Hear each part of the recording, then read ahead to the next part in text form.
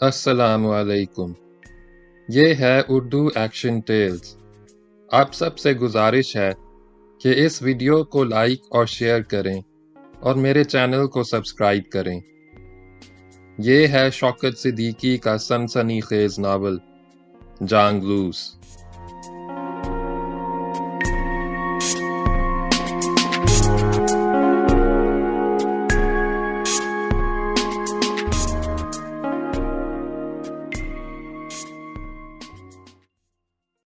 باب نمبر 8 کا دوسرا حصہ۔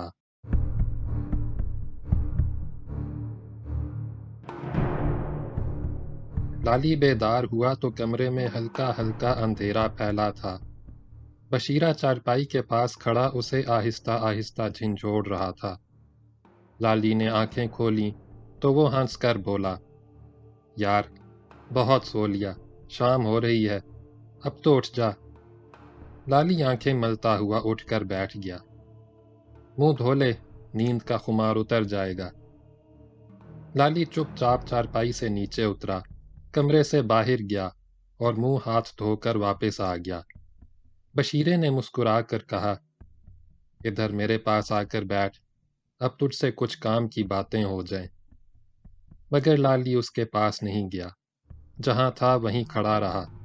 ذرا دیر خاموش رہ کر اس نے پوچھا، پہلے یہ بتا، کیا تو قبروں سے مردوں کے پنجر نکالتا ہے؟ نکالتا تو ہوں۔ وہ انکار نہ کر سکا۔ اس کا چہرہ فق ہو گیا، مسکراہٹ غائب ہو گئی۔ مگر یہ بات تجھے بتائی کس نے؟ کسی نے بھی بتائی، پر میں اس چکر میں نہیں پڑوں گا۔ بشیرہ نے کسی قدر پریشان ہو کر کہا، بات کیا ہے؟ بات یہ ہے کہ یہ بہت گندا کام ہے، میں ایسے کام نہیں کرتا۔ بشیرہ لمحے بھر تک لالی کو گھورتا رہا، پھر تیوری پر بل ڈال کر بولا، زیادہ اڑنے کی کوشش نہ کر، مجھے پتہ ہے تو کتنا نیک اور بھلا مانس ہے۔ اس کے ہونٹوں پر زہر خند تھا۔ کہتا تھا میں قبر کے اندر وظیفہ پڑھ رہا تھا، لیکن تیرا 40 دن کا چلہ ایک ہی رات میں ختم ہو گیا اور اب کراچی جانے کو کہتا ہے۔ لالی نے فوراً بات بنانے کی کوشش کی، کہنے کو تو میں نے یہ بھی کہا تھا، میں قبر کا مردہ ہوں۔ بشیرہ ذرا متاثر نہ ہوا، اسی طرح تیکھے لہجے میں بولا، زیادہ باتیں نہ بنا، کسی مغالطے میں نہ رہنا۔ میری آنکھ پولیس والے کی آنکھ ہے، میں نے رات ہی کو تیری باتوں سے تاڑ لیا تھا تو کوئی واردات کر کے بھاگا ہے، جبھی تو پولیس کے ڈر سے قبر میں چھپا بیٹھا تھا۔ غلط کہہ رہا ہوں میں؟ لالی کچھ کہنے ہی والا تھا کہ پیر بخش لالٹین سنبھالے ہوئے داخل ہوا۔ اس نے لالٹین چھت سے لٹکائی اور بشیرے سے پوچھنے لگا، تھوڑی دیر میں اندھیرا ہو جائے گا، کام کب شروع کرنے کا ارادہ ہے؟ ذرا اندھیرا اور بڑھ جائے تو سکندر کے ساتھ کھدائی شروع کر دینا، میں آج ہی رات چلا جاؤں گا، ٹرک 1 بجے تک پہنچ جائے گا، لیکن تب تک سارا کام پورا ہو جانا چاہیے۔ فکر نہ کر، سارا کام ٹھیک ٹائم پر ہو جائے گا، پیر بخش نے مسکراتے ہوئے کہا، پر کام شروع کرنے سے پہلے کچھ کھا پی لے۔ مجھے تو بالکل بھوک نہیں، بشیرہ نے لالی سے کہا، اپنے لیے روٹی منگوا لے۔ بھوک تو مجھے بھی نہیں ہے، میں بعد میں کھا لوں گا۔ لالی نے پیر بخش کی جانب دیکھا، چاچا میرے لیے روٹی یہیں رکھوا دینا، جب بھوک لگے گی کھا لوں گا۔ جیسی تم دونوں کی مرضی۔ پیر بخش کمرے سے چلا گیا۔ لالی اپنی چارپائی پر جا کر بیٹھ گیا۔ بشیرہ نے لالی کو ٹٹولا، یار اتنا گھبرا کیوں رہا ہے، یہ تو سیدھی سیدھی بزنس ہے۔ اس دفعہ اس کا لہجہ نرم تھا، تیری بزنس شزنس سمجھ نہیں آئی، نہ جانے کیا چکر ہے۔ کوئی چکر شکر نہیں، بشیرے نے مسکرا کر بے تکلفی سے کہا، میں تجھے سب کچھ صاف صاف بتا دیتا ہوں۔ بات صرف اتنی ہے، میں کراچی کی ایک کمپنی کو مردوں کے پنجر سپلائی کرتا ہوں، اور بھی کئی بندے یہ دھندا کرتے ہیں۔ پر کمپنی پنجر لے کر کرتی کیا ہے؟ باہر کے ملکوں کو ایکسپورٹ کرتی ہے۔ آج کل مال یونان اور اٹلی جا رہا ہے، 500 ڈھانچوں کا آرڈر ہے۔ लाली बदस्तूर हैरत ज़दा था। मगर मुर्दों के ये पिंजर किस काम आएंगे? यार हद हो गई। बशीरा ठट्ठा मार कर हंसा। ये मेडिकल कॉलेजों में जो लड़के लड़कियां डॉक्टरी पढ़ते हैं, इंसानी ढांचों और पिंजरों के बगैर उनकी पढ़ाई कैसे हो सकती है? ये ढांचे ऐसे ही कॉलेजों के लिए सप्लाई किए जाते हैं। अस्पतालों और दवा बनाने वाली कंपनियों को भी उनकी ज़रूरत पड़ती है, और भी ऐसे ही दूसरे कामों में इस्तेमाल होते हैं। वो लम्हे भर खामोश रहा, फिर उसने संजीदगी से कहा, तूने कभी ये भी सोचा, अपने अस्पतालों और मेडिकल कॉलेजों में जो इंसानी ढांचे लटके नज़र आते हैं, वो कहाँ से आते हैं? मुझे क्या पता, लाली ने जवाब दिया, पर मुझे ये पता है, ऐसा करना जुर्म है। जुर्म तो है, बशीरा ने ढिठाई से कहा, और मुझे ये भी पता है कि कब्रों की बेहुरमती करने के इल्ज़ाम में ताज़ीरात पाकिस्तान की दफ़ा 297 के तहत ज़ाब्ते की कार्रवाई भी हो सकती है। लाली ने खबरदार किया, किसी दिन धर लिया गया तो सीधा जेल जाएगा। छोड़ यार, क्या रखा है इन बातों में? बशीरा ने बेपरवाही का मुजाहिरा किया। हुकूमत भी जानती है ये ढांचे कहाँ से आते हैं। क्या उसे मालूम नहीं कि इंसानी ढांचे दरख्तों में नहीं उगते और मुर्दे कब्रों से निकलकर मेडिकल कॉलेजों और अस्पतालों में नहीं जाते, किसी न किसी कब्र ही से खोद कर निकाले जाते हैं। तेरी बात कुछ कुछ समझ आती है। कंपनी के पास हुकूमत की तरफ से बाकायदा एक्सपोर्ट लाइसेंस है, और कंपनी भी कोई ऐसी वैसी नहीं, ब्रिटिश कंपनी है, दवाएं तैयार करती है। पाकिस्तान में कंपनी का सिविल एजेंट अपना हाजी साले भाई लाल जी काफूर वाला है। बहुत बड़ा कारोबार है उसका। मुझसे तो पिंजर और ढांचे वही खरीदता है। वो ज़ेरे लब मुस्कुराया। तुझे एक राज की बात बताऊं, हर बड़ा सरकारी अस्पताल मुर्दों के ढांचे फरोख्त करता है। लाली को उसकी बात पर यकीन नहीं आया। नहीं जी, ये कैसे हो सकता है? मैं तुझसे कोई झूठ बोल रहा हूँ? बशीरा ने निहायत एतमाद से जवाब दिया। ये जो अस्पतालों में लावारिस लाशें रह जाती हैं, तेरे ख्याल में क्या इन्हें कफन में लपेट कर दफन किया जाता है, कब्र बनाई जाती है? यार कुछ भी नहीं होता। ऐसी लाशें कुछ अरसे तक अस्पतालों के मुर्दा खानों में पड़ी रहती हैं। बाद में डॉक्टरी पढ़ने वाले लड़के लड़कियां उनकी चीर फाड़ करते हैं। फिर वो वहीं अस्पताल में एक हिस्से में ज़मीन खोदकर दबा दी जाती है। साल सवा साल बाद जब खाल और गोश्त गल सड़ कर मिट्टी बन जाते हैं और सिर्फ हड्डियों का पिंजरा रह जाता है, तो उसे निकाल कर फरोख्त कर दिया जाता है।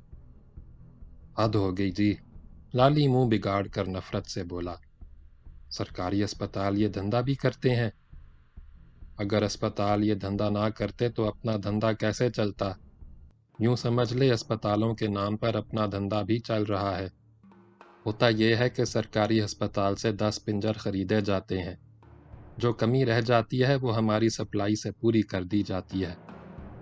लाली ज़रा देर भौंचका बैठा रहा, फिर उसने पूछा, यार बशीरे, तू इस चक्कर में कैसे पड़ गया? ये ना पूछ, इसी चक्कर में तो पुलिस की मुलाजमत गई। बशीरे ने गहरी सांस भर कर बताया। 4 साल उधर की बात है। मैं उन दिनों कराची में तैनात था। हुआ यह कि पुलिस को एक रात सड़क पर एक लाश मिली। लाश बुरी तरह कुचली हुई थी। बज़ाहिर एक्सीडेंट का केस लगता था। पुलिस की तफ्तीश के बाद लाश कई रोज तक अस्पताल के मुर्दा खाने में पड़ी रही। जब कोई लेने नहीं आया तो अस्पताल वालों ने लाश लावारिस करार देकर अस्पताल के उस हिस्से में दबा दी जहां ऐसी लाशें दफन की जाती हैं। याददाश्त के लिए उस जगह रजिस्टर के अंदराज के हिसाब से तख्ती पर नंबर भी लगाया जाता है। लाली हैरत से आंखें फाड़े उसकी बातें सुनता रहा। वो इत्मीनान से बताता रहा। फिर ऐसा हुआ कि 4 महीने बाद ऊपर वालों को ये इत्तला मिली कि वो एक्सीडेंट का नहीं, कत्ल का केस था। मुतवफ़ी सरगोधा का रहने वाला था। कारोबार के सिलसिले में कराची आया था। उसने कदरे तवक्कुफ़ किया। एक मजिस्ट्रेट की मौजूदगी में अदालती इंक्वायरी हुई। جس جگہ لاش دفن تھی اس کی نگرانی کے لیے میری اور عبداللہ خان کانسٹیبل کی ڈیوٹی لگا دی گئی۔ لاش زمین سے کھود کر نکالنے پر بھی ہم دونوں کو لگایا گیا۔ ایک دن ہم دونوں ہسپتال میں تھے کہ سالے بھائی لال جی کافور والا بھی وہاں آ گیا۔ وہ ہسپتال والوں سے ڈھانچوں کا سودا کرنے آیا تھا، مگر دراصل وہ ہم دونوں کی تلاش میں تھا۔ اس نے ہم سے رازداری میں بات چیت شروع کی تو پتہ چلا کہ لاش سرے سے وہاں موجود ہی نہیں ہے۔ اس نے 3000 رشوت دے کر ہم دونوں کو اس بات پر آمادہ کر لیا کہ اس جگہ کوئی اور لاش دبا دی جائے تاکہ ضابطے کی کارروائی پوری ہو جائے۔ مگر صالح بھائی وہ لاش لایا کہاں سے تھا؟ ہسپتال کے مردہ خانے سے لایا ہوگا یا کسی قبر سے کھود کر نکالی ہوگی۔ یہ لاش اس نے ہمیں دی۔ لاش بری طرح گل سڑ چکی تھی۔ ہم نے رات کے اندھیرے میں دیکھا بھی نہیں، فٹافٹ زمین کھود کر اسے دبا دیا۔ ہسپتال کے عملے کو صالح بھائی نے کھلا پلا کر پہلے ہی پکا کر لیا تھا، اس لیے کام آسانی سے ہو گیا۔ پوسٹ مارٹم ہوا تو پتہ چلا کہ لاش مرد کے بجائے کسی زنانی کی ہے۔ بس اسی سے معاملہ بگڑ گیا۔ ہم دونوں معطل کر دیے گئے۔ سیدھی سیدھی جیل ہو جاتی، مگر حاجی صالح بھائی بہت حوصلے والا بندہ ہے۔ اس نے بھاگ دوڑ کی، روپیہ پانی کی طرح بہایا اور ہم دونوں کو صاف بچا لیا۔ لیکن نوکری نہ بچ سکی۔ عبداللہ خان نے تو کوئی اور دھندا شروع کر دیا، مجھے صالح بھائی نے اس لائن پر لگا دیا۔ لالی کے مجرمانہ ذہن میں کھلبلی مچی۔ اس نے کرید کر پوچھا، یہ بتا قتل صالح بھائی نے کرایا تھا؟ یہ تو آج تک پتہ نہیں چل سکا قتل کس نے کیا تھا اور کس نے کرایا تھا۔ اس نے لا علمی ظاہر کی۔ میرا خیال ہے صالح بھائی اس میں شریک نہیں تھا، وہ کسی اور کے لیے کام کر رہا تھا۔ یار بشیرے کوئی اور دھندا کر، یہ تو بہت واہیات کام ہے۔ بشیرہ نہایت جھٹائی سے بولا، مگر یار اس کام میں فائدہ بہت ہے۔ میں 2000 میں حاجی صالح بھائی کو ایک پنجر سپلائی کرتا ہوں۔ 400-500 روپے اس کے نکالنے اور پہنچانے پر خرچ آتا ہے۔ 200 تو گورکن ہی لے لیتا ہے، پھر کرایہ بھاڑا ہے، ریلوے اور پولیس کو رشوت بھی دینی پڑتی ہے۔ اس طرح مجھے ایک پنجر پر لگ بھگ 1500 مل جاتا ہے۔ میں یہاں سے 4 پنجر لے جاؤں گا، 6000 سیدھے سیدھے ہاتھ آ جائیں گے۔ اب تو ہی بتا، کسی اور دھندے میں اتنی کمائی ہو سکتی ہے؟ وہ ٹھٹھا مار کر ہنسا۔ اس کام میں مٹی سے سونا بنتا ہے، کیا سمجھا؟ لالی متاثر نہ ہوا۔ یار میں تو یہ سمجھتا ہوں پیسہ بنانے کے چکر میں مرنے والوں کی مٹی خراب کر رہا ہے۔ تیرا یہ دھندا چلتا رہا تو کسی دن قبر میں ایک بھی مردہ نہ رہے گا۔ یہ تو سوچ ایک دن تجھے بھی مرنا ہے۔ شروع میں ایسی باتیں میں بھی سوچتا تھا، ڈرتا بھی تھا، پر اب تو اس کام میں مزہ آنے لگا ہے۔ ادھر مال اٹھایا، ادھر پہنچایا، اپنے پیسے کھڑے کیے۔ ایک ہی آرڈر سپلائی کرنے میں ہزاروں کے وارے نیارے ہو جاتے ہیں۔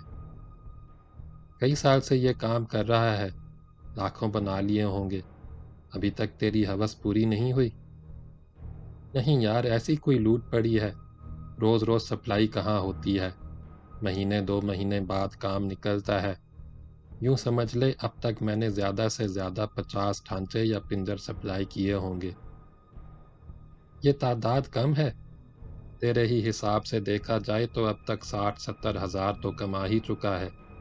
اتنے روپے سے کوئی بھی کاروبار شروع کر سکتا ہے۔ میں تو کہتا ہوں اب یہ کام چھوڑ، کوئی اور دھندا کر۔ بشیرے نے سگریٹ کا لمبا کش لگا کر دھواں اڑایا۔ کہتا تو ٹھیک ہے، اپنا بھی ایسا ہی ارادہ ہے۔ میرا پروگرام یہ ہے کہ 100 ڈھانچے سپلائی کرنے کے بعد یہ دھندا ختم کر دوں۔ یار یہ 100 کی شرط کیوں رکھی ہے؟ تب تک اتنی رقم اکٹھی ہو جائے گی کہ میں کاٹن جننگ فیکٹری لگا سکوں گا۔ اس کا سودا بھی ہو چکا ہے، ایڈوانس بھی دے چکا ہوں۔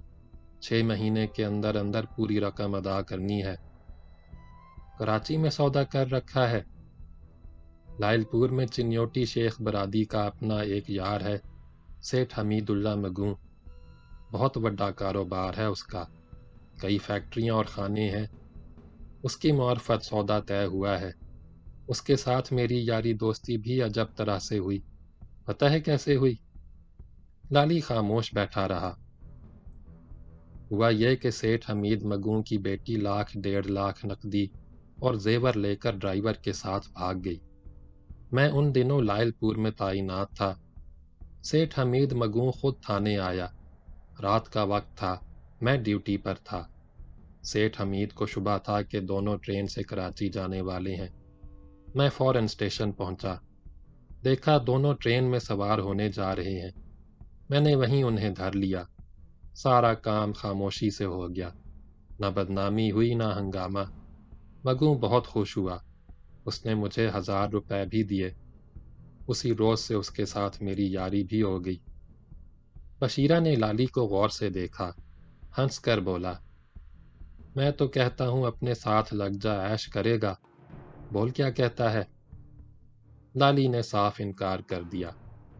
नहीं जी, मैं ऐसे धंधे में नहीं पड़ता। ना पढ़, तेरी मर्जी, मगर आज रात तू मेरे साथ काम करेगा।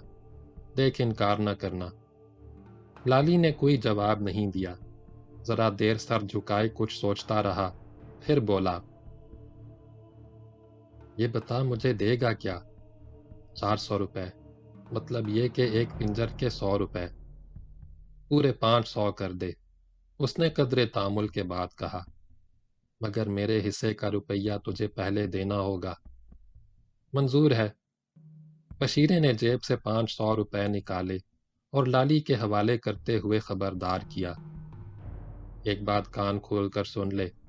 मेरे साथ कोई दाव किया तो ये समझ ले मैं बहुत खतरनाक बंदा हूं। लाली ने रुपए जेब में रखे और मुस्कुराते हुए बोला, मैनू पता है तू कितना खतरनाक बंदा है, मगर मैं भी ऐसा वैसा बंदा नहीं हूं। अपनी बात का पक्का हूं। वादा करूंगा तो पूरा करूंगा। मैं दान छोड़कर भागने वाला नहीं। वक़्त पड़े तो आजमा लेना। बशीरा हंसता हुआ उठा, लाली के पास गया और उसका बाजू पकड़कर अपनी तरफ खींचते हुए बेतकल्लुफी से बोला, ज्यादा बातें ना बना, चल उठ, अभी बहुत काम करना है। लाली उठकर खड़ा हो गया। दोनों दरवाजे की जानिब बढ़े और कमरे से बाहर चले गए। शाम अब तारीख हो चुकी थी। हर तरफ अंधेरा फैल चुका था। बशीरा और लाली अंधेरे में आगे बढ़ने लगे। चंद ही कदम चलने के बाद बशीरा दरख्तों के नीचे बनी हुई कोठरी के दरवाजे पर ठहर गया। दरवाज़ा बंद था मगर अंदर रोशनी थी। उसने दरवाजे को आहिस्ता से धक्का दिया। दरवाज़ा खुल गया। दोनों अंदर दाखिल हो गए। कोठरी में चिराग जल रहा था। उसकी धुंधली रोशनी में पीर बख्श और सिकंदर फर्श पर बैठे थे। उनके करीब लंबी लंबी खुश्क घास का ढेर था। एक तरफ लकड़ी के 2 बक्से रखे थे। उनके ढकने खुले हुए थे। बक्से चीड़ कर लकड़ी के तख्तों को जोड़कर बनाए गए थे। पीर बख्श और सिकंदर उनमें घास की तह जमा रहे थे। बशीरे ने कोठड़ी में दाखिल होते ही कहा, तुम दोनों ने अभी तक खुदाई शुरू नहीं की? पीर बख्श हंसकर बोला, मैंने सोचा जब तक अंधेरा हो उतनी देर में ये काम कर लिया जाए। उसने बक्से में बिछी हुई घास की तरफ इशारा किया। ये काम भी तो जरूरी है। ये कितनी देर का काम है, बाद में हो जाता, पहले खुदाई होनी चाहिए। ये समझ ले ट्रक ज्यादा देर नहीं ठहरेगा। पीर बख्श इत्मीनान से बोला, फिक्र ना कर, उधर का काम तो हमने निपटा ही दिया, बस अब खुदाई का नंबर है। वो खड़ा हो गया। सिकंदर भी बाप के साथ ही उठ गया। लाली ने सिकंदर को गौर से देखा। वो 18-19 साल का नौजवान था, लेकिन पीर बख्श का बदन जिस कदर घटा हुआ और मजबूत था, सिकंदर उसी कदर दुबला पतला मरियल सा था। उसकी आंखें अंदर धंसी हुई थीं, चेहरे पर जर्दी खंडी थी। वो तमाम वक्त खामोश रहा। पीर बख्श ने कोठड़ी के एक कोने में पड़ी हुई कदालें उठाईं और सिकंदर को दे दी। उसने चुपचाप कदालें कंधे पर रख लीं। बेलचे पीर बख्श ने संभाल लिए। दोनों कोठड़ी से चले गए। پیر بخش نے جاتے جاتے دروازے پر ٹھٹک کر بشیرے سے کہا، چاروں قبروں پر نشان تو میں نے دن ہی کو لگا دیے تھے، ہم دونوں جا کر پہلے پچھم والی قبروں کی کھدائی شروع کرتے ہیں، تسی کتنی دیر میں پہنچو گے؟ تم کھدائی شروع کرو، میں بھی ذرا دیر میں پہنچ جاؤں گا۔ بشیرہ نے لالی کی طرف اشارہ کیا، روشن میرے ساتھ ہوگا، یہ بھی تمہارے ساتھ کام کرے گا۔ پیر بخش اور سکندر چلے گئے۔ بشیرے نے لالی سے کہا، اب یہ بھی سمجھ لے سارا کام کیسے ہوگا۔ اس نے دونوں بکسوں کی طرف ہاتھ اٹھا کر بتایا، ان پیٹیوں میں ڈھانچے بند کیے جائیں گے، ایک پیٹی میں 2 ڈھانچے رکھے جائیں گے، انہیں گھاس میں اس طرح سنبھال کر رکھا جاتا ہے کہ ہڈیاں سفر میں ٹوٹنے پھوٹنے نہ پائیں۔ انہیں ریل سے لے جائے گا؟ میں اس دفعہ ٹرین سے مال نہیں لے جاؤں گا۔ لالی نے چونک کر پوچھا، پھر کیسے لے جائے گا؟ ٹرک سے مال جائے گا، بشیرہ نے جواب دیا۔ اپنے جاننے والے ایک پولیس انسپکٹر کا کراچی تبادلہ ہو گیا ہے، اس کا سامان ٹرک سے جا رہا ہے، میں نے اس سے معاملہ طے کر لیا ہے۔ دوپہر کو اس کے پاس گیا تھا، اس کے سامان کے ساتھ اپنی 2 پیٹیاں بھی چلی جائیں گی، راستے میں کوئی پوچھے گا بھی نہیں، شہر سے ایک کانسٹیبل بھی اپنے ساتھ جائے گا۔ تب تو تیرا اسٹیشن جانا نہیں ہوگا۔ اب اسٹیشن جا کر کیا کروں گا؟ تجھے بھی تو کراچی ہی جانا ہے نا؟ نہیں یار، میں تو ٹرین سے جاؤں گا۔ بشیرہ نے لالی کو مشتبہ نظروں سے دیکھا۔ پولیس سے ڈر رہا ہے؟ وہ ٹھٹھا مار کر ہنسا۔ پرواہ نہ کر، اپنے ساتھ رہے گا تو تجھ پر کوئی ہاتھ نہیں ڈال سکے گا۔ اس نے رازداری کے انداز میں آہستہ سے پوچھا، یہ تو بتا، بات کیا ہے؟ کوئی اونچا پھڈا ہو گیا؟ لالی نے صاف انکار کر دیا، نہیں جی، ایسی کوئی بات نہیں۔ پھر تو اپنے ساتھ کیوں نہیں چلتا؟ ٹرک میں ٹرین سے زیادہ آرام سے وقت گزرے گا، میں تو کہتا ہوں تو بھی اپنے ساتھ ہی چلا چل۔ لالی چند لمحے خاموش کھڑا سوچتا رہا، پھر وہ آمادہ ہو گیا، تیرے ہی ساتھ چلوں گا، پر کراچی تک نہیں جاؤں گا، مجھے شہر پہنچنے سے پہلے اتار دینا، میں نے پہلے قادر آباد اسٹیشن جانا ہے، وہاں ایک دوست میرا انتظار کر رہا ہے، میں اسے ساتھ لیے بنا کراچی نہیں جا سکتا۔ یہ بات تو نے پہلے کیوں نہیں بتائی؟ بشیرہ نے مسکرا کر کہا، اپنی باتوں سے تو خود ہی شبہ پیدا کرتا ہے۔ لالی نے بات کا رخ بدلتے ہوئے پوچھا، بشیرے، تو اس طرف آتا جاتا ہی رہتا ہے، یہ بتا گوردہ پورا کتھے ہے؟ بشیرہ نے ہاتھ اٹھا کر بتایا، وہ تو اس طرف ہے۔ یہاں سے کتنی دور ہوگا؟ یہاں سے 15 میل تو ہوگا، بلکہ کچھ زیادہ ہی ہوگا۔ اس نے قدرے تأمل کیا، پر تو گوردہ پورے کے بارے میں کیوں پوچھ رہا ہے؟ گل اے ہے، میں گوردہ پورے ہی جا رہا تھا، کل رات اندھیرے میں رستہ بھٹک کر ادھر آ گیا۔ بہت دور نکل آیا، یہ تو اپنے میاں حیات محمد خان وٹو کی جاگیر کا علاقہ ہے، یہاں سے تو گوردہ پورے کا کوئی کچا رستہ بھی نہیں جاتا۔ حیات محمد وٹو کا نام سن کر لالی پریشان ہو گیا۔ نہیں، اب مجھے گوردہ پورے نہیں جانا، تیرے ہی ساتھ چلوں گا۔ بشیرہ نے گھاس کے ڈھیر کے پیچھے سے بڑا سا تھیلا نکالا اور اندر ہاتھ ڈال کر 2 بڑی بڑی ٹارچیں نکالی، انہیں جلا کر دیکھا۔ اس نے ایک ٹارچ لالی کو دی، تھیلا اپنے ہاتھ میں لٹکایا اور لالی کو مخاطب کیا، چل یار، اب کام شروع کیا جائے، بہت باتیں ہو گئیں۔ دونوں کوٹھری سے باہر نکلے، بشیرے نے دروازہ بند کیا اور باہر سے کنڈی لگا دی۔ درختوں کے نیچے گہرا اندھیرا تھا۔ بشیرے نے ٹارچ روشن کی تو پگڈنڈی نظر آئی، یہ پگڈنڈی قبرستان کی طرف جاتی تھی۔ دونوں ساتھ ساتھ آگے بڑھنے لگے، قبرستان اندھیرے میں بھائیں بھائیں کر رہا تھا، ہر طرف ویرانی چھائی تھی۔ کچھ دور آگے جا کر انہیں ایک طرف ہلکی سی روشنی نظر آئی، دونوں قبروں کے درمیان سے گزرتے ہوئے روشنی کی طرف بڑھے۔ قریب جا کر انہوں نے دیکھا ایک گھنی جھاڑی کی آڑ میں لالٹین رکھی ہے، اس کی دھندلی روشنی میں پیر بخش کدال سے ایک قبر کا بالائی حصہ کھود رہا ہے اور سکندر بیلچے سے مٹی اٹھا اٹھا کر ایک طرف ڈالتا جا رہا ہے۔ قبر کچی تھی اور مٹ مٹا کر برابر ہو چکی تھی۔ بشیرے اور لالی کے پہنچنے کے بعد بھی دونوں اپنے کام میں جٹے رہے۔ قبر دیکھ کر اندازہ ہوتا تھا کہ کھدائی شروع ہوئے زیادہ دیر نہیں گزری۔ جب قبر اتنی کھد گئی کہ تختے نظر آنے لگے تو دونوں نے ہاتھ روک دیے۔ تختے بھی گل سڑ گئے تھے۔ پیر بخش نے کدال اڑا کر ایک تختہ نکالا۔ فوراً بو کا بھپکا اٹھا۔ لالی کا جی متلانے لگا۔ بشیرے نے تھیلے سے چادر نکالی اور چہرے پر اس طرح ڈھاٹا باندھ لیا کہ صرف آنکھیں نظر آتی تھیں۔ اس نے تھیلے سے دوسری چادر نکال کر لالی کو دی۔ اس نے بھی ڈھاٹا باندھ لیا۔ پیر بخش اور سکندر نے بھی اپنے سروں سے پگڑیاں اتار کر ناک اور منہ کے گرد لپیٹ لیں، مگر انہوں نے بشیرے اور لالی کی طرح پورے ڈھاٹے نہیں باندھے۔ ایک ایک کر کے تمام تختے نکال کر الگ کر دیے گئے۔ لالی نے بھی تختے نکالنے میں پیر بخش اور سکندر کی مدد کی۔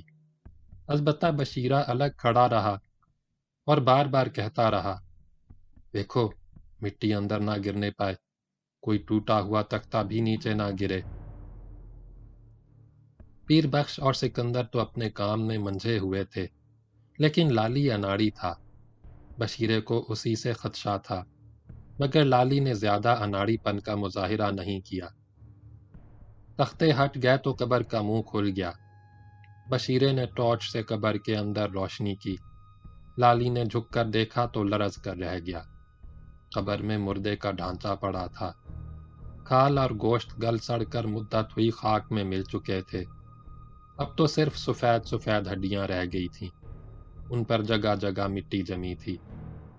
سرخ سرخ چیونٹے اور دوسرے کیڑے مکوڑے ادھر ادھر رینگ رہے تھے۔ لالی یہ ہولناک منظر زیادہ دیر نہ دیکھ سکا۔ پیر بخش نے ربڑ کے بڑے بڑے سیاہ جوتے پہنے، بشیرے سے ربڑ کے دستانے لے کر ہاتھوں پر چڑھائے اور قبر کے اندر اتر گیا۔ بشیرے نے تھیلے سے ایک اور چادر نکالی اور قبر کے قریب بچھا دی۔ پیر بخش قبر کے اندر سے ڈھانچے کی ہڈیاں نکال نکال کر سکندر کو دینے لگا۔ اس نے سب سے پہلے کھوپڑی نکالی، پھر دوسری ہڈیاں نکالیں۔ سکندر انہیں سنبھال سنبھال کر چادر پر رکھتا رہا۔ ڈھانچے کی تمام ہڈیاں باہر نکالنے کے بعد پیر بخش قبر سے نکل کر باہر آ گیا۔ ہڈیوں کو نہایت احتیاط کے ساتھ چادر میں لپیٹا گیا۔ پیر بخش اور سکندر اسے سنبھال کر اس کوٹھڑی کی طرف روانہ ہو گئے جہاں بکسے رکھے تھے۔ ادھر بشیرے کی ہدایت پر لالی نے قبر کے منہ پر تختے لگائے اور بیلچے سے مٹی اٹھا اٹھا کر تختوں پر اس طرح ڈھیر بنا دیا کہ قبر ٹھیک ٹھیک نظر آنے لگی۔ دوسری قبر جس کے اندر سے ڈھانچہ نکالنا تھا زیادہ فاصلے پر نہ تھی۔ بشیرے کی نشاندہی پر لالی نے کدال اٹھا کر اسے کھودنا شروع کر دیا۔ وہ کھودتا بھی جاتا اور بیلچے سے مٹی اٹھا اٹھا کر الگ رکھتا جاتا۔ جب پیر بخش اور سکندر واپس آئے تو دوسری قبر کے تختے نظر آ رہے تھے۔ لالی نے ان دونوں کی مدد سے ذرا ہی دیر میں تختے نکال کر علیحدہ رکھ دیے۔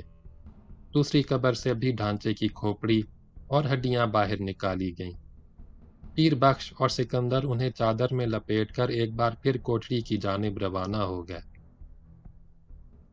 بشیرہ لالی کو تیسری قبر پر لے گیا۔ لالی نے اسے بھی کھود ڈالا اور اس دفعہ پیر بخش اور سکندر کے آنے سے پہلے پہلے قبر کے بوسیدہ تختے بھی نکال کر علیحدہ رکھ دیے گئے۔ جب تیسرے ڈھانچے کی ہڈیاں بھی قبر سے باہر نکال لی گئیں اور پیر بخش اور سکندر اسے لے کر چلے گئے اور لالی نے تختے لگا کر ان پر مٹی بھی ڈال دی، تو بشیرے نے منہ سے ڈھاٹا کھول دیا اور لالی سے مخاطب ہوا، یار تو نے تو کمال کر دیا، فٹافٹ 3 پنجر نکال لیے، اب تو بھی منڈاسا کھول دے۔ لالی نے چہرے سے ڈھاٹا کھول کر کہا، یار میرا تو ارادہ تھا کہ کام ختم کرنے کے بعد ہی منہ کھولوں گا۔ بشیرے نے محبت سے اس کی پیٹھ تھپکتے ہوئے کہا، پیارے دل خوش کر دیا، اب ایسا کر کمرے میں جا کر منہ ہاتھ دھو، کچھ کھا پی لے، بہت کام کر لیا۔ لالی چاہتا بھی یہی تھا، وہ تھک گیا تھا، بھوک بھی لگ رہی تھی۔ اس نے بشیرے کی بات مان لی، اسے دریافت کیا، تیرا روٹی کھانے کا ارادہ نہیں؟ نہیں یار، مجھے بالکل بھوک نہیں، میں تو سارا کام ختم کر کے صرف چائے پیوں گا۔ تو اب جا اور تازہ دم ہو کر آ، ویسے اب کام زیادہ نہیں رہا، ایک ہی پنجر تو نکالنا رہ گیا ہے۔ اس نے ٹارچ روشن کر کے کلائی پر بندھی ہوئی گھڑی دیکھی، ابھی تو 11 بھی نہیں بجے، بہت ٹائم ہے اپنے پاس۔ لالی خاموشی سے درختوں کی جانب چل دیا۔ تھوڑی ہی دور گیا تھا کہ راستے میں پیر بخش اور سکندر مل گئے۔ پیر بخش نے پوچھا، کتھے چلا؟ بھوک لگ رہی ہے، روٹی کھا کر آؤں گا، جب تک تم دونوں بھی آرام کر لو۔ پیر بخش بولا، بختاور نے تیرے لیے روٹی کمرے میں رکھ دی ہے، بالٹی میں پانی بھی ہے، روٹی کھانے سے پہلے ٹھیک طرح صابن سے ہاتھ اور منہ دھو لینا، صابن بالٹی کے پاس ہی رکھا ہے۔ سکندر اس دفعہ بھی نہ بولا، خاموش کھڑا لالی کو ٹکر ٹکر تکتا رہا۔ ذرا دیر بعد وہ پیر بخش کے ہمراہ آگے بڑھ گیا۔ لالی قبروں کے درمیان سے گزرتا ہوا پیر بخش کے ڈیرے کی جانب چلنے لگا۔ درختوں کے نیچے پہنچ کر اس نے ٹارچ روشن کی۔ پیر بخش کے گھر کا دروازہ کھلا تھا۔ گلی کے اس پار برآمدے میں کوئی اندھیرے میں کھڑا تھا۔ لالی نے ٹارچ بجھا دی، آہستہ آہستہ برآمدے میں داخل ہوا۔ دروازے کے قریب اسے بختاور نظر آئی۔ وہ آہٹ پر سنبھل کر کھڑی ہو گئی، مگر لالی نے کوئی بات نہیں کی، خاموشی سے کمرے میں چلا گیا۔ بختاور بھی اس کے پیچھے پیچھے کمرے میں پہنچی۔ بہت دیری کر دی، میں تو گھنٹے بھر سے تیرا انتظار کر رہی تھی۔ لالی نے مڑ کر اسے دیکھا۔ لالٹین کی روشنی میں اس کا چہرہ دمک رہا تھا، آنکھوں میں گہرا کاجل تھا، کانوں میں چاندی کے مندرے تھے، بال سلیقے سے سنوارے گئے تھے، ان میں تیل چمک رہا تھا، دنداسا لگانے سے ہونٹ گلابی ہو گئے تھے۔ لالی نے اس کی یہ سج دھج دیکھی تو مسکرا کر بولا، بختاور، اب تجھے کسی کا انتظار نہیں کرنا پڑے گا، تیرا انتظار کرنے والے تو خود پیدا ہو جائیں گے۔ ایک دم سونی مٹیار بن گئی، ماجے کی جٹی لگ رہی ہے۔ بختاور ذرا شرمائی، مسکرا کر بولی، یہ بتا تو کیا کہنا چاہتا تھا؟ لالی نے جیب سے 500 روپے نکالے اور بختاور کو دے کر بولا، لے یہ رکھ لے، یہ کمائی میں نے تیرے لیے ہی کی تھی، میں مردوں کا مال نہیں کھاتا۔ وہ تنک کر ناز سے بولی، اور مجھے مردوں کا مال کھلانا چاہتا ہے؟ تیری بات دوسری ہے، برسوں سے مردوں کا مال کھا رہی ہے۔ یہ کہتا ہوا وہ کمرے سے چلا گیا۔ باہر برآمدے میں جا کر اس نے صابن مل کر اچھی طرح ہاتھ دھوئے، منہ صاف کیا اور تازہ دم ہو کر کمرے کے اندر آ گیا۔ بختاور ابھی تک وہیں کھڑی تھی۔ لالی آتے ہی چٹائی پر بیٹھ کر کھانا کھانے لگا۔ بختاور نے پوچھا، تو نے وہ بات نہیں بتائی؟ لالی نے انجان بن کر کہا، کون سی بات؟ وہی بات جسے بتانے کا دن کو وعدہ کیا تھا۔ وہ اس کے قریب بیٹھ گئی۔ میں تو یہ چاہتا ہوں، اگر تجھے قبرستان ہی میں رہنا ہے تو مردوں کی بجائے زندوں کی طرح رہے۔ وہ افسردہ ہو گئی، کس کے لیے زندہ رہوں، کیسے زندہ رہوں؟ لالی نے اسے نظر بھر کر دیکھا اور ایک ٹک دیکھتا رہا۔ بختاور چند لمحے تو اس کی آنکھوں میں آنکھیں ڈالے دیکھتی رہی، پھر اس نے نظریں جھکا لیں، آہستہ سے بولی، مجھے اس طرح کیوں گھور رہا ہے؟ لالی نے گہری سانس بھری، اس لیے کہ تو مجھے بہت سونی لگ رہی ہے، پتہ نہیں میرے بارے میں تو کیا سوچتی ہوگی۔ تو برا بندہ نہیں ہے، میں کہوں تو میرے ساتھ بھاگ چلے گی؟ بول کیا کہتی ہے؟ ڈر لگتا ہے، پتہ نہیں تو کون ہے، کیا کرتا ہے، کہاں رہتا ہے، مجھے تو تیرے بارے میں کچھ بھی نہیں معلوم۔ ٹھیک ہی ہے کہ تجھے کچھ نہیں معلوم۔ لالی کسی قدر جذباتی ہو گیا۔ میرے ہاتھ میں ایسی لکیر ہی نہیں کہ کسی مٹیار سے پیار کروں اور اسے اپنی گھر والی بناؤں۔ تیری باتیں سمجھ نہیں آتی، صاف صاف بتا۔ لالی کچھ کہنے ہی والا تھا، اچانک دروازہ کھلا۔ سکندر اندر داخل ہوا، لیکن جیسے ہی بختاور پر اس کی نظر پڑی، ایک دم بھڑک اٹھا، تیوری پر بل ڈال کر بولا، یہاں کیوں بیٹھی ہے؟ بختاور کے چہرے پر خوف کا سایہ پھیل گیا۔ وہ گھبرا کر اٹھنے لگی، مگر لالی نے اسے اٹھنے نہیں دیا۔ ٹپٹ کر بولا، بیٹھی رہ، میں ابھی بابا کو لے کر آتا ہوں، وہی اسے پوچھے گا یہاں کیوں آئی۔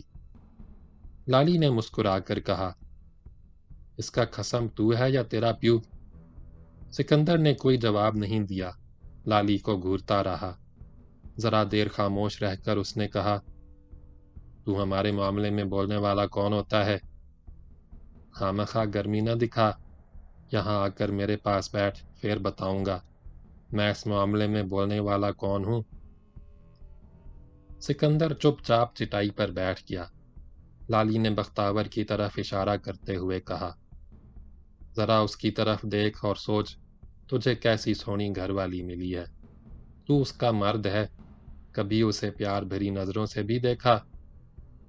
بختاور بیچ میں بول پڑی، یہ کیا دیکھے گا؟ چاچا دیکھنے ہی کب دیتا ہے، جو وہ کہتا ہے وہی یہ کرتا ہے۔ بول میں کوئی جھوٹ کہہ رہی ہوں؟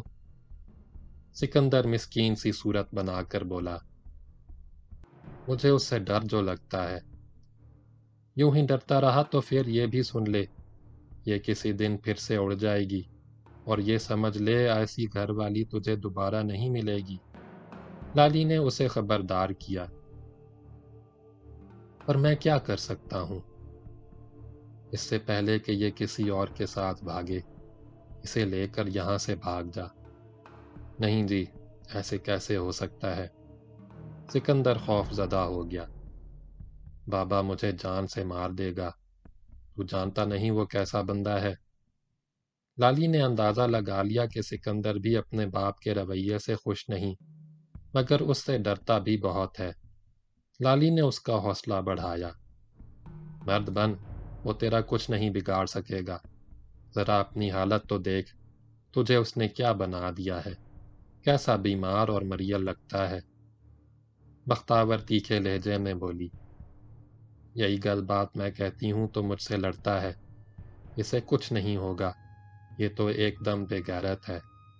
چاچا اس کے سامنے مجھے زبردستی اپنی کوٹری میں لے جاتا ہے، یہ سب کچھ دیکھتا رہتا ہے، کچھ بھی تو نہیں کہتا۔ اس نے ذرا سا تامل کیا، اب اس کا دوسرا بیاہ کرنا چاہتا ہے، وہ آئے گی تو اس کے ساتھ بھی یہی بے غیرتی کرے گا۔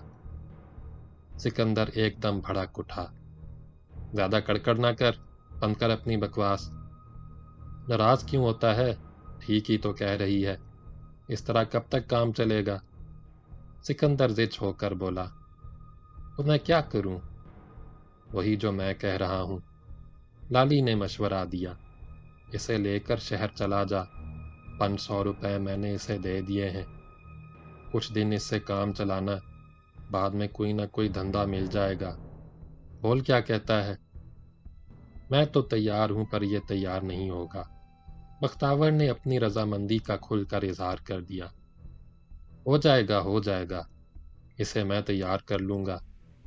لالی نے سکندر کی پیٹھ تھپکی، ہمت سے کام لے، سب ٹھیک ہی ہوگا۔ سکندر پہلے تو جھجکا، پھر لالی کے سمجھانے بجھانے پر رضامند ہو گیا، اور یہ طے ہوا کہ جس روز پیر بخش شہر جائے گا، دونوں میاں بیوی چپکے سے نکل بھاگیں گے۔ لالی اور سکندر ڈیرے سے نکل کر بشیرے کے پاس پہنچے۔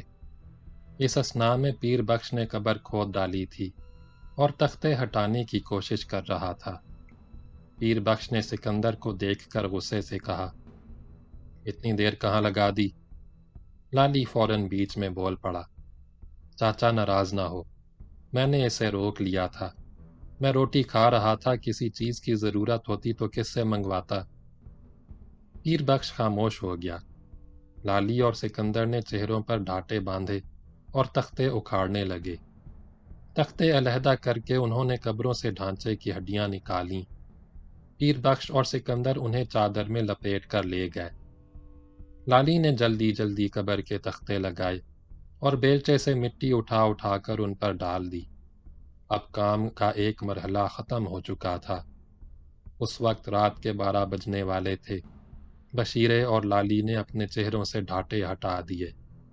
بشیرے نے تمام سامان تھیلے میں ڈالا، اپنی اور لالی کی سگریٹ سلگائی، دونوں کش لگاتے ہوئے کوٹری کی جانب روانہ ہو گئے۔ جب وہ درختوں کے جھنڈ کے قریب پہنچے تو دھندلی روشنی میں سڑک پر ایک لمبی چوڑی کار کھڑی نظر آئی۔ کار دیکھتے ہی دونوں ٹھٹکے۔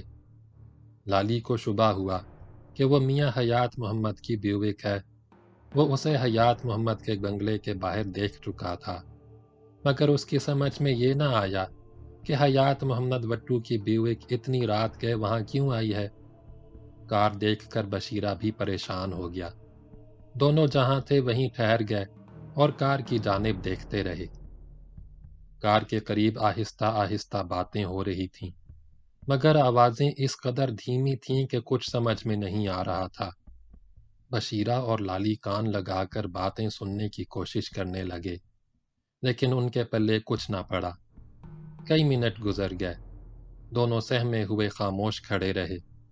کچھ دیر بعد کار کی بتیاں روشن ہوئیں، انجن سٹارٹ ہوا اور کار تیزی سے آگے بڑھ گئی۔ اس کے جانے کے بعد دھندلی روشنی میں کوئی آتا ہوا نظر آیا۔ قریب آیا تو انہوں نے پہچان لیا۔ وہ پیر بخش تھا، مگر گھبرایا ہوا معلوم ہوتا تھا۔ بشیرے نے پوچھا، چاچا کس سے بات کر رہا تھا؟ یہ کار کس کی تھی؟ ذرا صبر کر، سب کچھ بتا دوں گا۔ مگر بشیرہ بے چین تھا۔ بتاتا کیوں نہیں؟ چبا چبا کے کیوں بات کر رہا ہے؟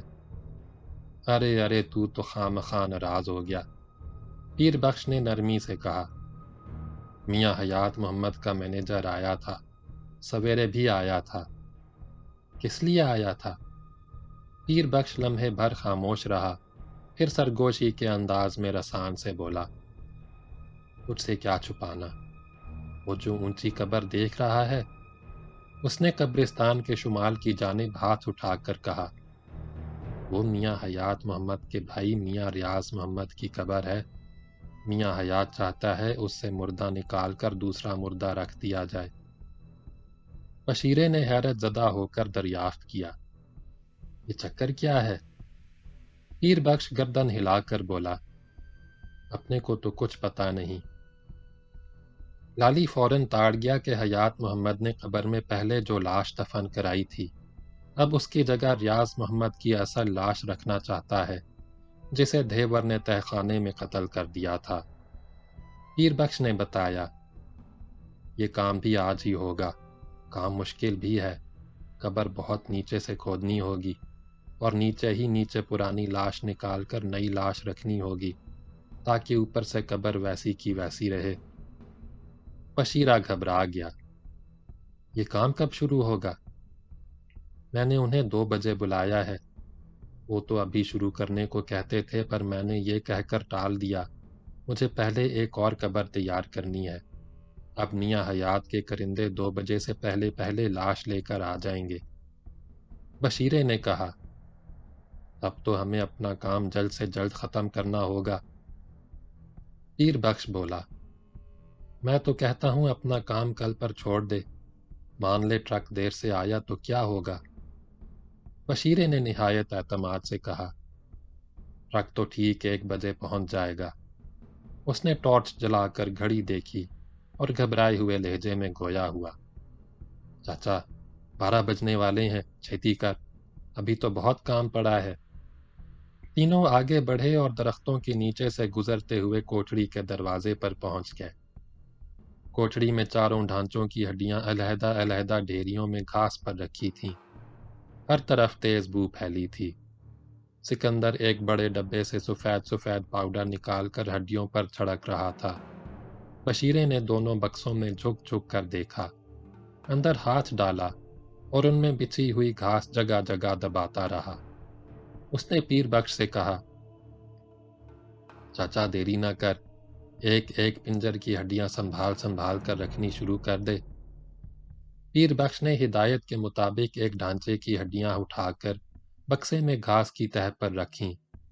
جب وہ ایک ایک ہڈی رکھ چکا تو اس نے ہڈیوں پر گھاس کی دوسری تہہ جمائی۔ اس نے گھاس کی اس موٹی تہہ پر دوسرے ڈھانچے کی ہڈیاں ترتیب سے جما کر رکھ دیں۔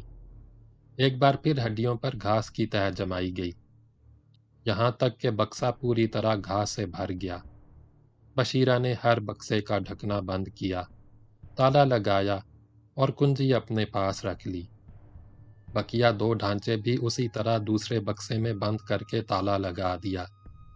جب یہ کام ہو گیا تو بشیرے نے جیب سے 800 روپے نکالے اور پیر بخش کو دے دیے۔ اس نے 50 روپے اور نکالے اور پیر بخش کو دیتے ہوئے بولا، یہ تیرے چائے پانی کے لیے ہیں۔ وہ مسکرایا، چاچا کسی بات پر گرما گرم چائے پلوا دے۔ روٹی ٹکر کھا لے، تو نے تو کچھ بھی نہیں کھایا۔ میں روٹی نہیں کھاؤں گا، صرف چائے پلوا دے۔ پیر بخش کوٹھڑی سے چلا گیا۔ سکندر وہیں ٹھہرا رہا۔ کچھ دیر بعد تینوں کوٹھڑی سے نکل کر ڈیرے میں آ گئے۔ بشیرے نے چارپائی کے نیچے سے اپنا سوٹ کیس نکالا، اسے کھولا، اجلی بشرٹ اور پتلون نکالی اور وہیں کھڑے کھڑے کپڑے تبدیل کیے۔ اس نے میلے کپڑے اور تھیلے کا سارا سامان سوٹ کیس میں رکھا اور اسے بند کر دیا۔ لالی نے اپنی گٹھڑی اٹھا کر ہاتھ میں لٹکائی، مگر پیر بخش ابھی تک چائے لے کر نہیں آیا تھا۔ خاصی دیر ہو گئی۔ بشیرے نے مڑ کر سکندر کو دیکھا، قدرے تیکھے لہجے میں بولا، جا کر دیکھ چائے کا کیا بنا۔ مگر وہ جانے پر آمادہ نہیں ہوا۔ لالی نے ڈپٹ کر کہا، یار تو کیسا مرد ہے، بختاور تیری گھر والی ہے، تو کہے گا تو فٹافٹ چائے بنا دے گی، جا کھڑا منہ کیا تک رہا ہے۔ سکندر چپ چاپ کمرے سے چلا گیا، مگر ذرا ہی دیر بعد صحن سے پیر بخش کے زور زور سے بولنے کی آواز ابھری۔ بشیرہ اور لالی خاموش بیٹھے رہے۔ چند منٹ بعد پیر بخش بڑبڑاتا ہوا آیا۔ وہ 2 پیالیوں میں چائے بھی لایا تھا۔ بشیرے نے چائے کی پیالی لے کر پوچھا، کیا ہو گیا چاچا، بہت ناراض نظر آ رہا ہے۔ کلجوگ آ گیا ہے جی، کلجوگ، وہ شکوے کے انداز میں بولا۔ سکندر مجھ پر آنکھیں نکال کر کھڑا ہو گیا، آج تک اس نے ایسا نہیں کیا تھا۔ لالی نے چائے کی پیالی لے کر پوچھا، بات کیا ہوئی؟ ہونا کیا تھا جی، گھر والی کی حمایت کر رہا تھا۔ پیر بخش نے اپنا جملہ پورا ہی کیا تھا کہ سکندر کمرے میں داخل ہوا۔ اس کے پیچھے بختاور بھی تھی۔ سکندر کمرے میں داخل ہوتے ہی بولا، میں اس کی حمایت کر رہا تھا، تم دونوں خود دیکھ لو اس نے کیا کیا ہے۔ سکندر نے بختاور کا ہاتھ پکڑ کر سامنے کر دیا۔ اس کے بال بکھرے ہوئے تھے، جگہ کا گریبان پھٹ گیا تھا اور سینہ اریاں ہو کر جگہ جگہ سے جھلک رہا تھا۔ بختاور کی آنکھوں سے آنسو ٹپک رہے تھے، آنکھوں کا کاجل پھیل گیا تھا۔ پیر بخش غضبناک ہو کر چیخا، اوئے تیری اب اتنی ہمت ہو گئی؟ چاچا گرمی نہ دکھا، یہ بتا اس کے ساتھ مار پیٹ کیوں کی؟ لالی نے بختاور کی جانب اشارہ کیا، یہ تیری نو ہے، گھر والی تو نہیں۔ پیر بخش نے قہر آلود نظروں سے لالی کو دیکھا۔ بکواس نہ کر، تو ہمارے معاملے میں بولنے والا کون ہوتا ہے؟ بشیرہ نے لالی کو سمجھایا، یار اس معاملے میں نہ پڑ۔ پیر بخش کو بشیرہ کی شہ ملی تو اس نے لالی کو ڈانٹا، یہ بتا تو نے ہمارے معاملے میں کیوں ٹانگ اڑائی؟ تو ہوتا کون ہے؟ اس نے لالی کو گندی سی گالی دی، جھنجھلایا ہوا اس پر جھپٹا اور اس کا گریبان پکڑنا چاہا۔ لالی کے ہاتھ سے پیالی اچھل کر دور گری اور ساری گرم گرم چائے لالی کے منہ پر آ گئی۔ لالی کے آگ ہی تو لگ گئی۔ اس نے جھپٹ کر پیر بخش کی گردن دبوچی اور اس زور سے دھکا دیا کہ وہ دیوار سے جا کر ٹکرایا۔ پیر بخش نے اٹھنے کی کوشش کی تو لالی نے ایک بار پھر اسے دھکا دیا۔ پیر بخش نے پھر اٹھنے کی کوشش نہیں کی، زور زور سے ہانپتا رہا اور خونخوار نظروں سے لالی کو گھورتا رہا۔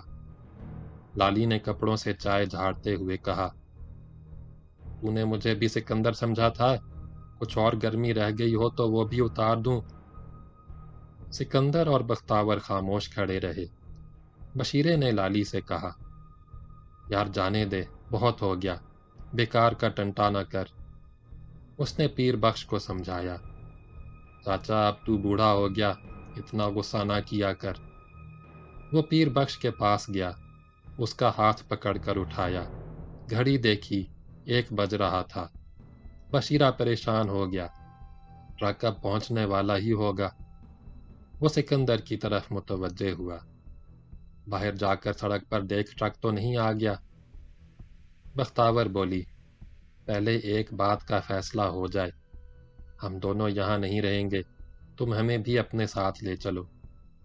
سکندر نے اس کی تائید کی۔ ہاں جی، آج فیصلہ ہو جانا چاہیے۔ مجھے چھوڑ کر چلا جائے گا؟ میں نے اسی دن کے لیے تجھے پال پوس کر جوان کیا تھا۔ یہ کہتے کہتے پیر بخش افسردہ ہو گیا۔ بشیرے نے اسے مطمئن کرنے کی کوشش کی۔ چاچا پریشان نہ ہو، کوئی نہیں جا رہا۔ سکندر نے کہا، نہیں بشیرے بھائی، اب ہم دونوں کا گزارا یہاں نہیں ہو سکتا، اتنی بگاڑ ٹھیک نہیں۔ چل میرے کہنے سے اسے ایک موقع اور دے دے۔ یہ اب کہ لڑائی جھگڑا کرے تو مجھے بتانا، میں مہینے بھر بعد آؤں گا، تم دونوں کو اپنے ساتھ کراچی لے جاؤں گا، میرا وعدہ رہا۔ بشیرے نے پیر بخش کو مخاطب کیا، چاچا اب تو بھی غصہ کرنا چھوڑ دے۔ سکندر بولا، بات صرف غصے کی نہیں، یہ اور ہی بات ہے، اب میں تمہیں کس طرح بتاؤں؟ بشیرہ ہنس کر بولا، مجھے سب پتا ہے، مجھے نہ بتا، میں جانتا تھا ایک دن یہی ہوگا، اب تو جا کر ٹرک دیکھ۔ سکندر چپ چاپ کمرے سے چلا گیا، بختاور بھی اس کے ساتھ ساتھ گئی۔ کمرے میں خاموشی چھا گئی۔ پیر بخش مجرموں کی طرح سر جھکائے ایک طرف کھڑا تھا، وہ نڈھال اور تھکا ہوا نظر آ رہا تھا۔ سکندر کئی منٹ تک واپس نہیں آیا۔ بشیرہ بار بار گھڑی دیکھ رہا تھا، اب 1:15 بج رہا تھا۔ آخر بشیرہ خود باہر نکلا، لالی اور پیر بخش بھی اس کے پیچھے پیچھے چلے۔ تینوں درختوں کے نیچے جا کر ٹھہر گئے۔ سڑک بالکل ویران تھی، ٹرک کا دور دور نشان نہ تھا۔ سکندر سڑک پر انتظار کرتے کرتے واپس آ گیا تھا۔ کچھ اور وقت گزر گیا، اب 1:30 بج رہا تھا۔ پیر بخش نے گھبرائے ہوئے لہجے میں کہا، میاں حیات کے کرندے آتے ہی ہوں گے۔ بشیرہ اور پریشان ہو گیا۔ اسی اثناء میں دور سے تیز روشنی ابھری اور رفتہ رفتہ قریب آتی گئی۔ بشیرے نے اس دفعہ پیر بخش کو سڑک پر بھیجا۔ اس کے دل میں دھڑکا تھا کہ اگر یہ میاں حیات محمد کی کار ہوئی تو کیا ہوگا؟ لالی بھی کم پریشان نہ تھا۔ اسے خدشہ تھا کہ حیات محمد وٹو بھی آ گیا تو دیکھتے ہی اس پر گولی چلا دے گا، لیکن تھوڑی ہی دیر بعد پیر بخش نے آ کر خوشخبری سنائی کہ ٹرک آ گیا۔ بشیرہ نے جلدی جلدی کوٹھڑی سے دونوں بکسے نکلوائے اور انہیں ٹرک میں بھرے ہوئے سامان کے نیچے رکھوا دیا۔ ٹرک میں فرنیچر کے علاوہ گھر گرہستی کا دوسرا سامان بھی تھا، ٹرنک اور صندوق بھی تھے۔ بشیرہ کے بکسے بھی ان کے ساتھ انسپیکٹر کے سامان کا حصہ بن گئے۔ بکسے رکھوانے کے بعد بشیرہ اور لالی اگلی سیٹ پر ڈرائیور کے ساتھ بیٹھ گئے۔ اسی وقت سامنے سے تیز روشنی ابھری۔ بشیرے نے ڈرائیور کو ٹرک سٹارٹ کرنے کی ہدایت کی۔ ٹرک سٹارٹ ہو کر آگے بڑھا تو سامنے سے آنے والی گاڑی کی بتیاں بجھ گئیں۔ ٹرک رفتہ رفتہ آگے بڑھتا گیا۔ لالی دم بخود بیٹھا تھا۔ ٹرک قریب پہنچا تو ایک بار پھر بتیاں روشن ہو گئیں۔ لالی نے دھڑکتے دل سے دیکھا کہ سڑک کے کنارے کار کھڑی ہے۔ اس نے پہلی ہی نظر میں تاڑ لیا کہ وہ میاں حیات محمد کی بیوک ہے، مگر نہ کوئی کار سے اترا، نہ کسی نے ٹرک روکنے کی کوشش کی۔ ٹرک گرد کے بادل اڑاتا تیزی سے کار کے برابر سے گزر گیا۔ ڈرائیور نے رفتار تیز کر دی۔ ہوا کے تیز جھونکے اندر آنے لگے۔ لالی پہلے ہی تھکن سے نڈھال تھا، جھونکے لگے تو اس کی آنکھیں نیند سے بند ہونے لگی۔ وہ ذرا دیر جھومتا رہا، پھر سیٹ کی پشت سے ٹیک لگا کر سو گیا۔ ٹرک تیزی سے دوڑتا رہا، خونک جھونکے اندر آتے رہے۔ لالی بے خبر سوتا رہا۔ جب آنکھ کھلی تو اس نے گھبرا کر دیکھا کہ ٹرک سڑک کے کنارے کھڑا ہے۔ ٹرک کے تھوڑے فاصلے پر بشیرہ 2 کانسٹیبلوں سے آہستہ آہستہ باتیں کر رہا ہے۔ لالی سخت پریشان ہو گیا۔ فرار کا کوئی بھی راستہ نہیں تھا۔ کانسٹیبل دروازے کے عین سامنے تھے، لیکن ذرا ہی دیر بعد اس نے دیکھا کانسٹیبل سائیکلوں پر سوار ہو کر آگے بڑھ گئے۔ بشیرہ ٹرک کی جانب واپس آیا۔ وہ دروازے کے قریب پہنچا مگر اندر نہیں آیا۔ اس نے لالی کو بیدار پایا تو باہر آنے کا اشارہ کیا۔ لالی نیچے اتر کر اس کے پاس گیا۔ بشیرے نے اس سے کوئی بات نہیں کی۔ وہ اسے اپنے ساتھ ٹرک سے ذرا دور لے گیا۔ اس نے رازدارانہ انداز میں آہستہ سے پوچھا، یار، تیرا نام لالی ہے؟ تو جیل سے بھاگا ہوا قیدی ہے؟ کیا یہ بات تجھے کانسٹیبلوں نے بتائی ہے؟ ہاں، انہوں نے ٹرک رکوایا اور ٹارچ کی روشنی ڈال کر اندر جھانکنے لگے۔ میں جھٹ نیچے اترا۔ انہیں بتایا کہ ٹرک میں انسپکٹر شاہ نواز کے گھر کا سامان بھرا ہے۔ ان کا کراچی تبادلہ ہو گیا ہے، سامان وہیں جا رہا ہے۔ یہ سن کر کانسٹیبلوں نے سامان کی تلاشی نہ لی، مگر تیرے بارے میں انہیں شبہ تھا کہ تو مفرور قیدی لالی ہے۔ وہ آہستہ سے مسکرایا۔ پر میں نے تجھے انسپکٹر شاہ نواز کا ملازم بتا کر ان کا شبہ دور کر دیا۔ اس نے قدرے تأمل کیا۔ دونوں چلے گئے، لیکن ایسا لگتا ہے جیسے انہوں نے میری بات کا یقین نہیں کیا۔ سچ بتا، اصل بات کیا ہے؟ لالی انکار نہ کر سکا۔ اب تجھ سے کیا چھپانا، بات کچھ ایسی ہی ہے۔ یار، یہ بات مجھے پہلے کیوں نہ بتائی؟ اب تو میں نے سب کچھ بتا دیا، بشیرے نے آہستہ سے کہا۔ مجھے تو ایسا جان پڑتا ہے آگے بھی پولیس والے ملیں گے اور اس دفعہ تجھ سے پوچھ گچھ بھی کریں گے۔ کانسٹیبلوں کی زبانی مجھے یہ پتا چلا ہے کہ پولیس نے ڈاکوؤں کی گرفتاری کے لیے جگہ جگہ راستوں کی ناکہ بندی کر رکھی ہے۔ یہ کون سی جگہ ہے؟ بشیرے نے جواب دیا، یہ پاک پتن روڈ ہے، آگے منٹگمری ہے۔ اس نے سامنے ہاتھ اٹھا کر اشارہ کیا۔ دور درختوں کے پیچھے شہر کی روشنیاں جھلملا رہی تھیں۔ مجھے یہیں چھوڑ دے۔ مگر جائے گا کہاں؟ میری فکر نہ کر، لالی نے اعتماد سے کہا۔ میں کچے رستے سے کسی طرف نکل جاؤں گا۔ جیسی تیری مرضی، سوچ لے۔ سوچنا کیا ہے، اب تسی اپنے رستے جاؤ، میں اپنے رستے چلا۔ دونوں سڑک کے کنارے کھڑے باتیں کر رہے تھے کہ دور سے تیز روشنی ابھری۔ لالی روشنی دیکھتے ہی ٹرک کی جانب جھپٹا۔ اس نے اگلی سیٹ سے اپنی گٹھڑی اٹھائی اور تیز تیز قدموں چلتا ہوا قریب کے کھیتوں میں گھس گیا۔ بشیرہ ٹرک پر جا کر بیٹھ گیا۔ ٹرک سٹارٹ ہوا اور آگے بڑھ گیا۔ باب نمبر 9 اگلی ویڈیو میں سنیں۔